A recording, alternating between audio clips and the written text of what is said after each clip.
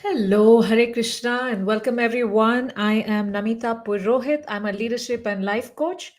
And today is day two of our Diwali series where we're learning how to block our money blocks, unblock the money blocks that we have, make those mindset shifts so that we can truly tap into this very beautiful and abundant time of a lot of blessings and a lot of wealth, to cultivate the right wealth mindset, the money mindset, overcome the scarcity mindset, embrace the abundance mindset, and learn from these beautiful, auspicious days to bring abundance of prosperity in our life. We started this series yesterday, and yesterday I talked about, does Lakshmi Pujan really can make you rich fast? And I talked about what is wealth, what is the importance of wealth in our spiritual life, who is Lakshmi Devi, her different forms, and then how she gives, who are the right recipients of her mercy, and what are the characteristics we need to develop to attract her blessings. And all of this, as I mentioned, is a part of my launch, my new course launch, new program launch, which is Wealth Manifestation the Vedic Way. Yes, so I know you know a lot of law of attraction principles, etc., but they are all rooted in the Vedic dharma. But what happens is that when you're going off of YouTube, you're learning so many different things. It's a lot of half baked knowledge. It's a lot of quick rich schemes because you want to get rich quick, so they sell you those type of things which actually don't work, but then you get hooked onto it, but they get quick rich, right? So what you want to do is that you want to go deep into understanding what these concepts are and how you can develop the right mindset and be in the right mood using the principles, the timeless principles that we have from Eastern wisdom and the modern sciences that we're learning, Western psychology, Western physics, quantum physics, and so many different things. So that is my purpose, and all of this is a part of my launch for the Wealth Manifestation, the Law of Attraction course. And this is a very special time because, as a part of my launch offer, I am giving it out for at a 50% off price and three special bonuses. So stay on with me today. And as I talk to you about all of those different things that are there in that program, but before that, we'll cover the topic of today's topic, which is Govardhan Pooja Day. Because last year, as I was going through like all of these different Diwali message, the Diwali days and Diwali festivals, I just realized that this is like a real bumper offer that we are in. One thing is it's such an auspicious month of Kartik, which is already like, it's a sale of mercy that we have. And then on top of that, there are these very important and very special days in each of the, within this month of Kartik. My grandmother used to say bade din aa gaye, and now I understand the meaning, because I was like, no, days are going smaller. Why is she saying like this? But now I understand what she meant. So we are here to take advantage, and we talked about Dhanteras, the importance of Dhanteras, which is, and then we talked about Naraka Chaturdashi, the significance of that day. Then yesterday's was Diwali, Lakshmi Pujan, and Krishna being tied by Mother Yashoda, Lord Ram coming back. Like such a beautiful day. So many things on one day.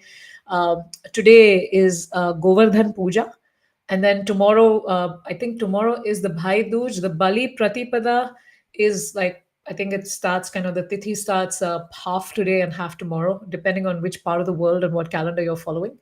And then after a few days, also you have Chhat Puja, and it's just amazing, like such deep messages on each of, like, these days, to uplift our consciousness, to attract the Lord's grace, and to, it's not just about, oh, victory over good, over evil, and things like that, right? That's at one level. There is so much mercy coming from the Lord on these very auspicious days, and such a great day to express our gratitude and surrender to the beautiful lordships that are there. And today, we're going to talk about Govardhan Puja Day. It's a very, very auspicious day celebrated with great fanfare by Indians and Hindus across, those who follow this festival. Like, they follow it with great fanfare. It is a beautiful festival, and very soon now, I'm going to start showing you slides, and I'm going to get into the significance of the festival, the lessons for us, the secrets of that Govardhan Puja holds, for of course our great, for our great spiritual growth, but also in terms of attracting wealth and prosperity in our lives. And then some more secrets around, further secrets that will come in. So you got to stay on. Alrighty. So I'm here and I'm going to try to pull up my slides here. And I'm just, this is again another software now. I got used to one software yesterday, but now I'm like back to my old software. And hopefully this is going to work. So yes, here we go. Let me get just pull this up. I am now making that big screen. Uh, okay, I made this big screen.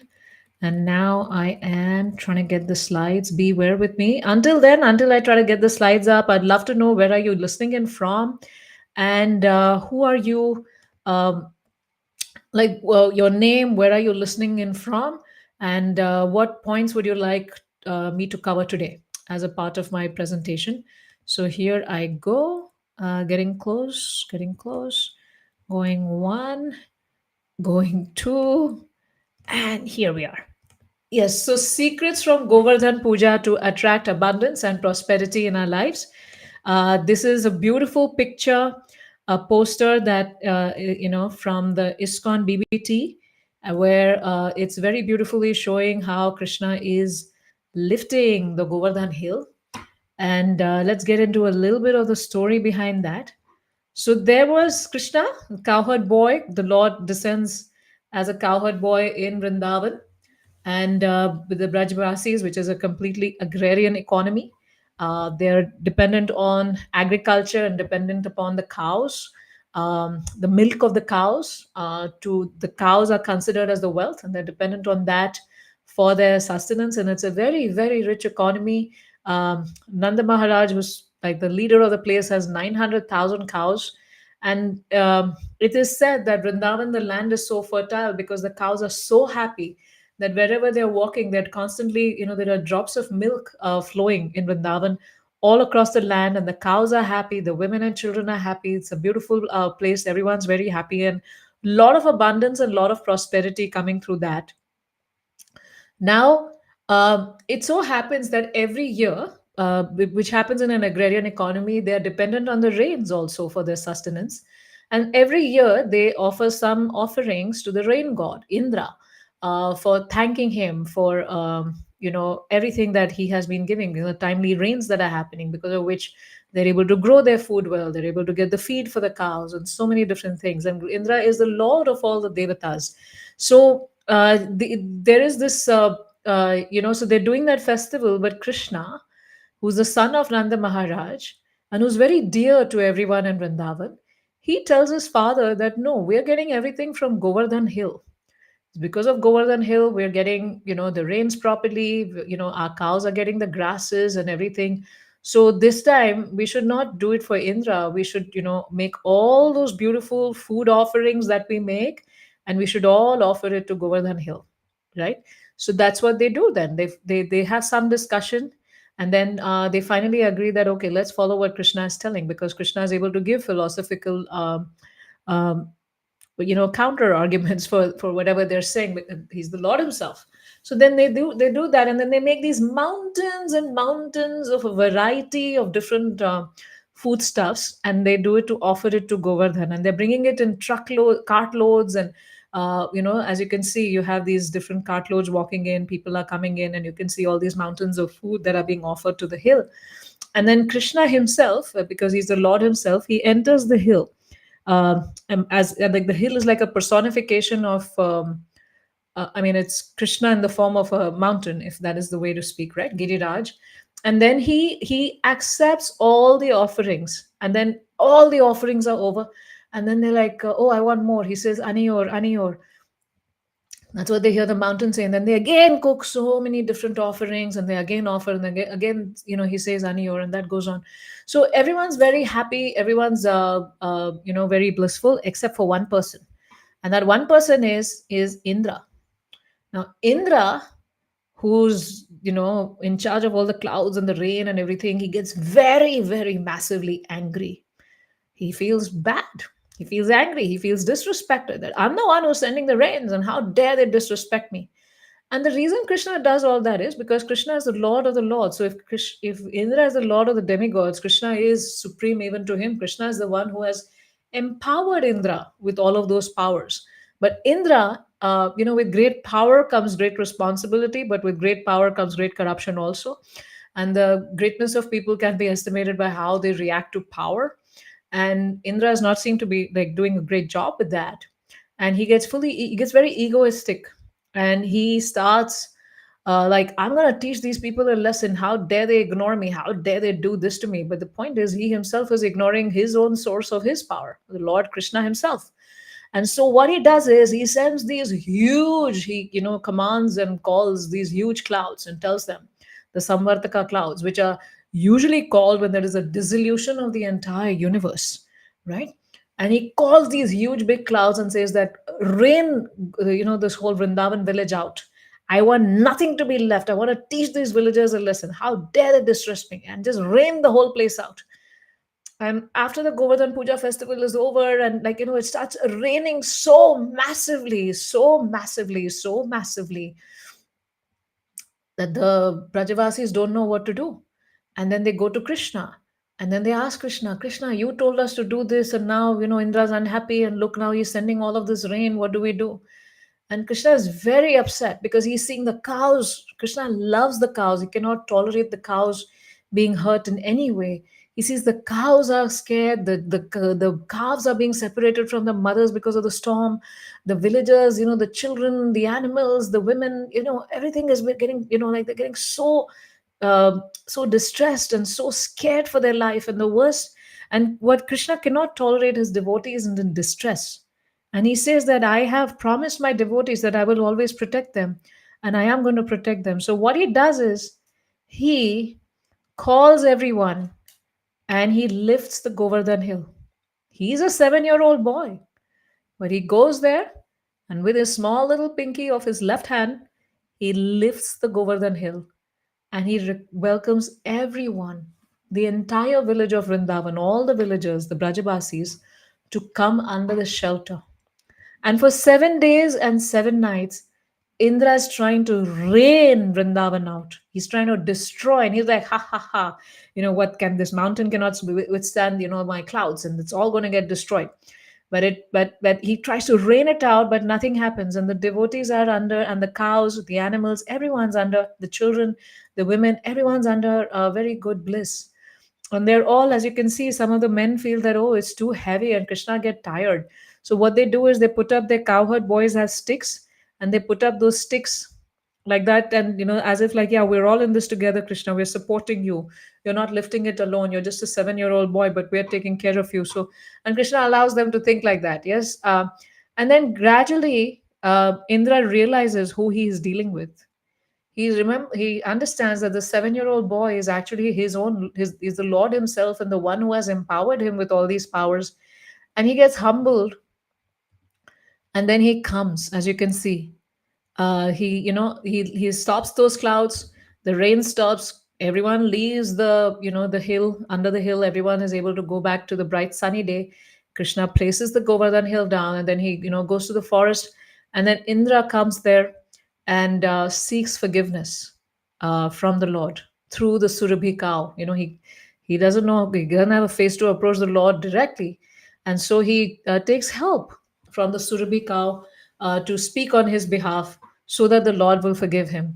And then, of course, the Lord forgives him, but the Lord also tells him that I wanted to teach you a lesson. This ego is not good.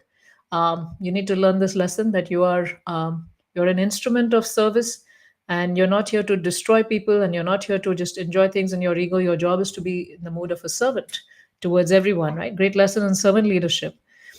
Next is like, there are so many lessons in wealth for us. Of course, there are so many lessons in envy, in overcoming the ego, in overcoming pride, in understanding the Lord's nature as a protector of his devotees and surrendering unto him, and doing so many things. And the Lord gives us such a beautiful festival also. Govardhan Puja is now celebrated the world over, and so many beautiful offerings of food are made, and then a beautiful Govardhan hill is made, and then everyone partakes in the prasad.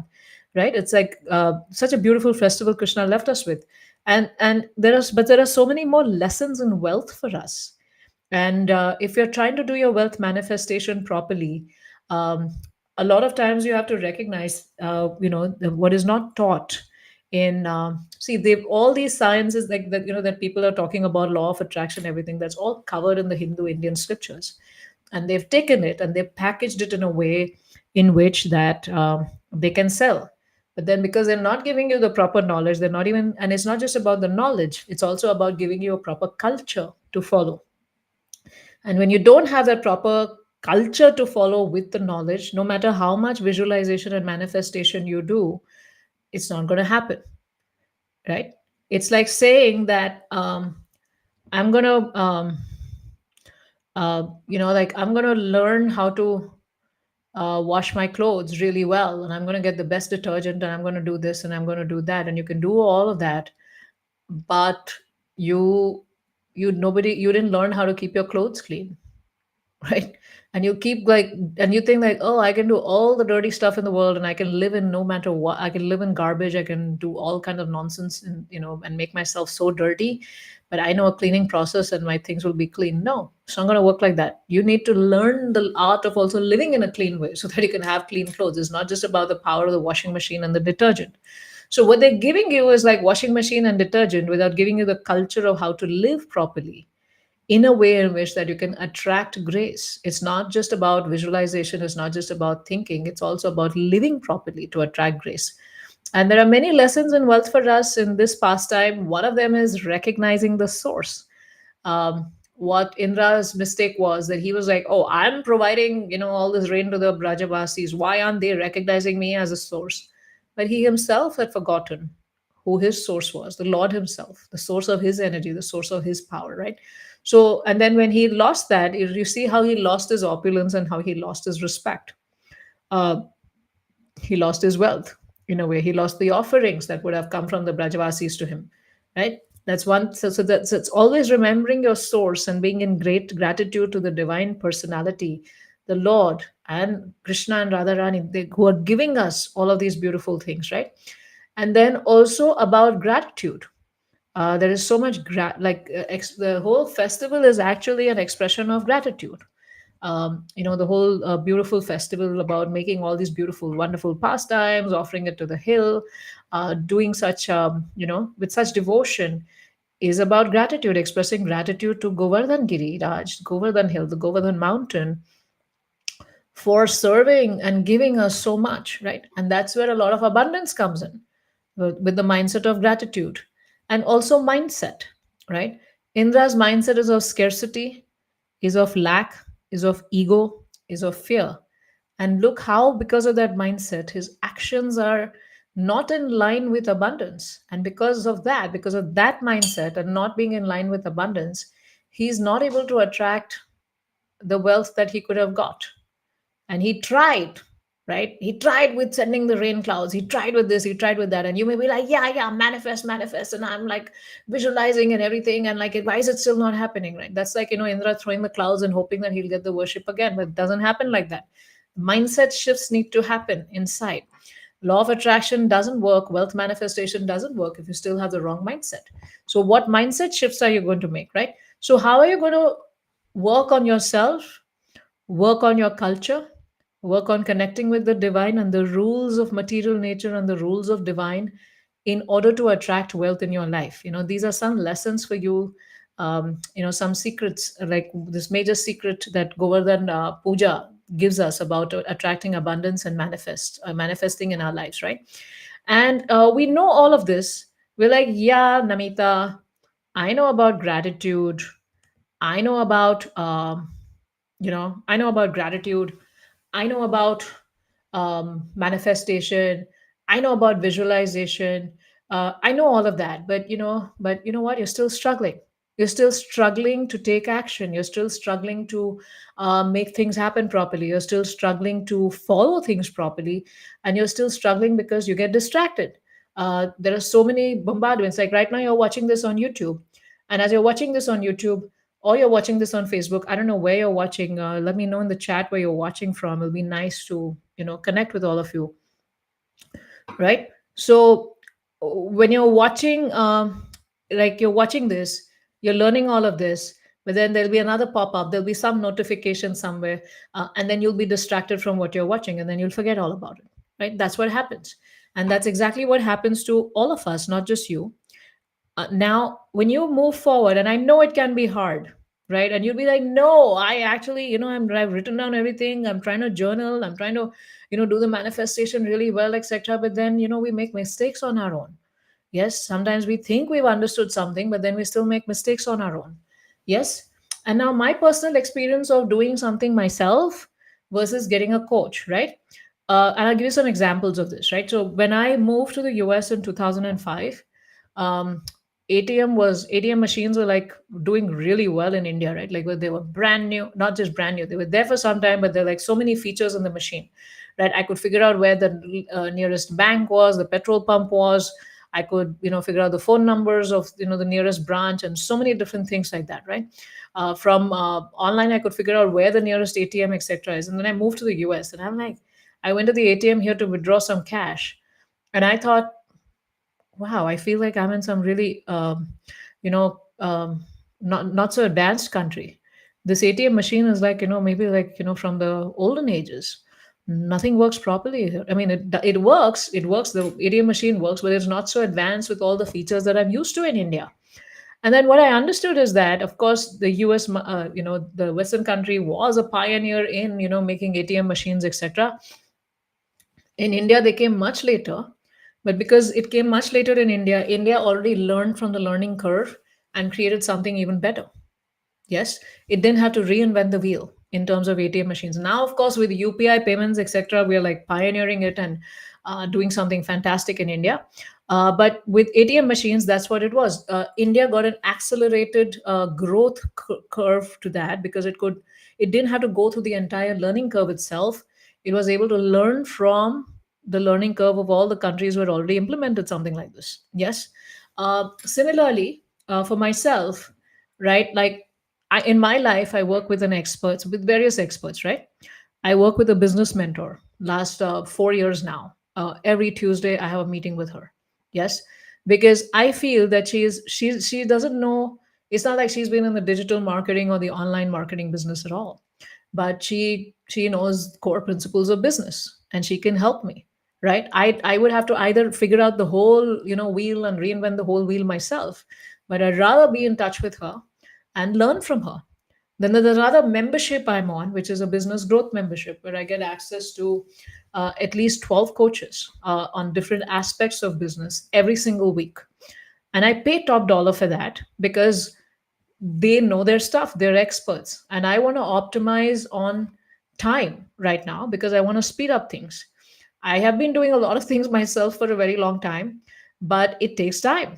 The whole try and error, and I could just go to an expert and ask them a question and get like a really quick, fast answer, and they could also point some fallacies in my thinking or like what I'm not doing properly, etc. Very quickly, and that would have taken me a year to figure it out, right? And also, I'm on a community of fellow business owners and mentors, which is and these are like three separate things that happen, and on a regular basis I keep meeting various different people to learn from them. But these are like three coaching things that I take help for, so that I remain focused, I have the support, and I have the hand holding. And the focus is transformation, not knowledge, right? What happens, learning does not happen on YouTube, right? A lot of us feel that, oh, I can watch YouTube, I learned something, and I'll go. You got some half baked knowledge, right? Because even if I, as a speaker, I'm sharing everything properly with you, it's like, okay, how do I apply this to myself? It's still like a lot of your personal questions remain unanswered. You still are like figuring out the how to. You got the knowledge, but you're like, how do I apply this in a stepwise manner, in a phased manner in my life? And how do I actually get the rhythm going, right? So learning does not happen on YouTube. YouTube is a lot of information. But for transformation, you have to actually sit down. Like we think, oh, I'm hearing, and a lot of things are happening. That does no change happens with that. You got to actually sit down and make a roadmap and follow that roadmap, and that's when transformation happens. And the opportunity I have for you is that I have launched this new course this Diwali, which is Manifest Wealth the Vedic Way. I've already done. I already have a course on law of attraction and various things, but now I've also added a lot more. There was things around the Vedic system, but I've added a lot more as my own journey and on learning has improved, and what I've learned from my teachers and what I practice myself. And what you get is, if you're looking to manifest your wealth in the Vedic way, in a very wholesome way, and not just what you're learning on YouTube about visualize and think differently and things like that. And even that becomes difficult, right? It's like a lot of times they say just do affirmations, affirmations, affirmations.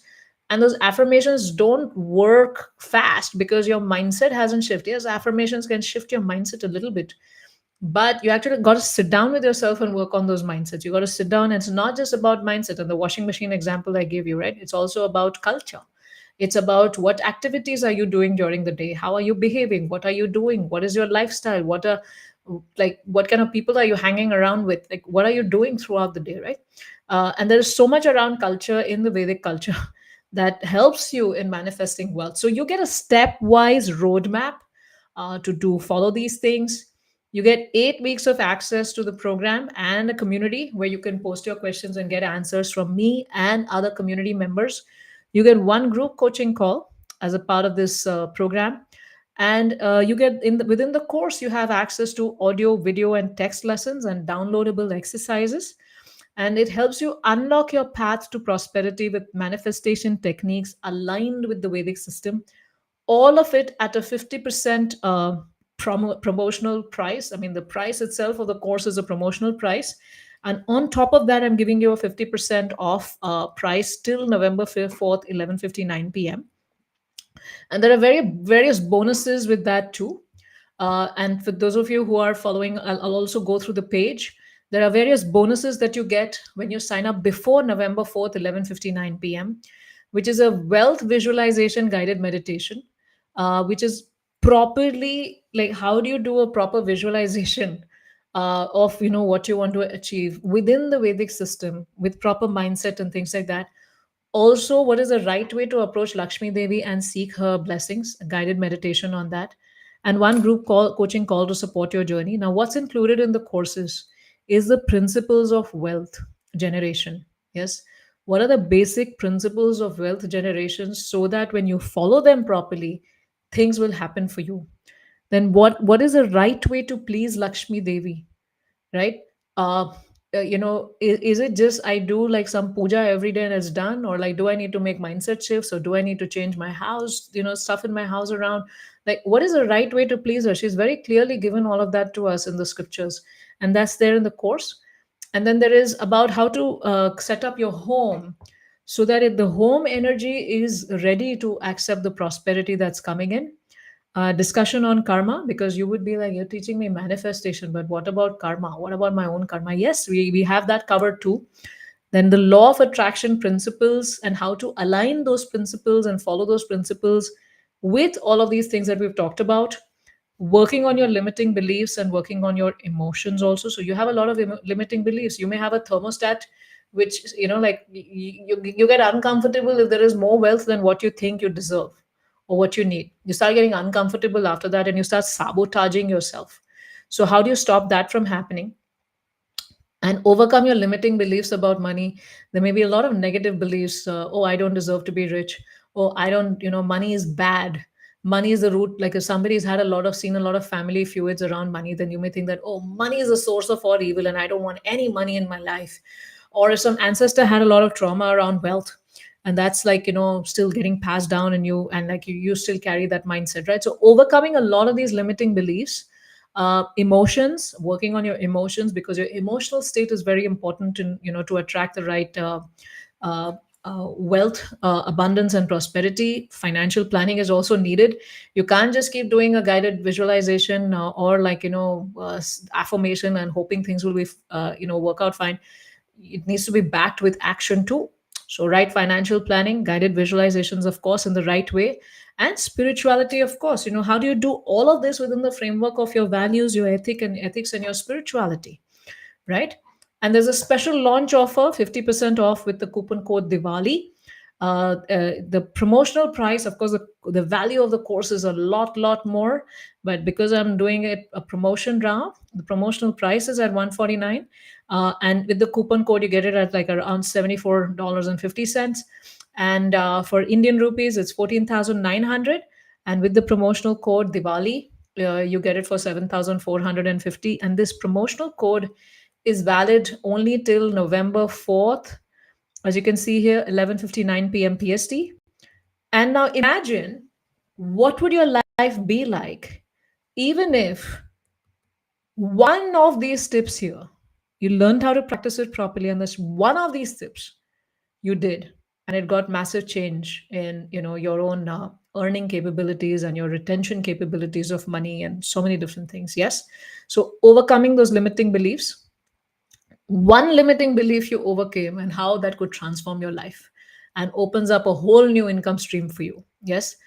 And what if you fix that one error in your lifestyle? As I said, the home energy and the lifestyle energy. And what if you fix that one error you're making and you don't know it's an unconscious error, because you don't have, you don't know the knowledge of behind it, right? But with that knowledge, now you transform that aspect of your life, um, and like, what massive change that could bring, in abundance in your life. So there is this special launch offer for those of you who are fast action takers.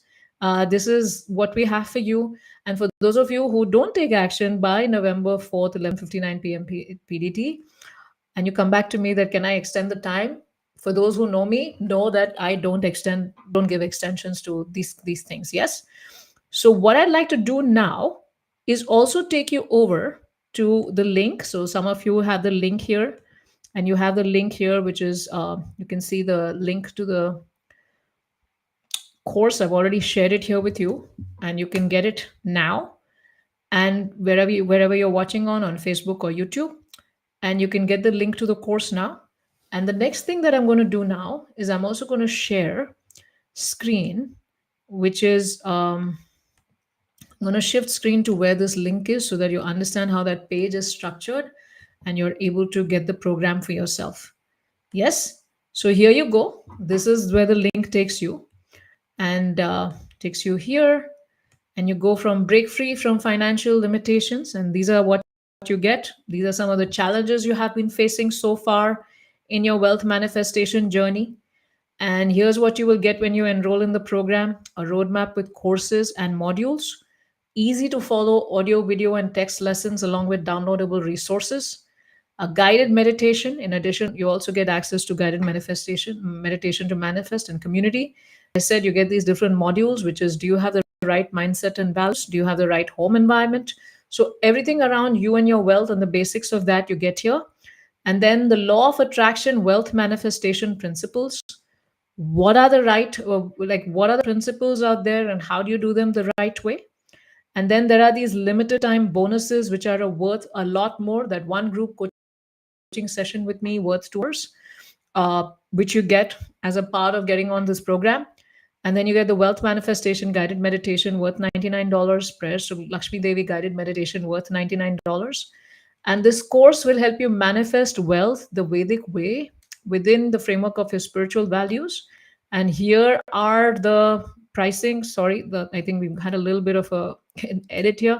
But yeah, when you click buy now USD and or buy now INR, use this coupon code Diwali to get the program at 50% off. So here it is. Now I conclude what I have to talk about. And we are here talking about Govardhan Pooja. I'm doing this special series during Diwali every single day to understand the significance of the day and what it means to attract, how there are so many lessons in each of these days to attract prosperity and abundance in your life. And this is part of my promotions for the manifestation, wealth manifestation, the Vedic Way course. And I look forward to serving you, many of you inside. Thank you.